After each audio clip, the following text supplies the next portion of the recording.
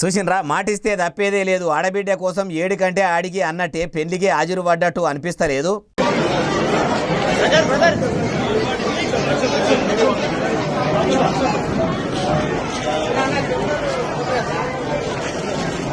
పిల్లతల్లి పోయి కేటీఆర్ సారు కాళ్ళ మీద వడబోతుంటే వద్దమ్మా వద్దు, నువ్వు నా తల్లేసోడి దానివి అన్నట్టు పక్కకు జరిపిండు. అటెనక సిక్కి ఆడివిళ్లకు నా వంతు కట్నం పెడతా అని అగో లిపాపల పెద్ద కట్టనే పట్టుకొచ్చి పెళ్లి పిల్ల చేతుల పెట్టిండు.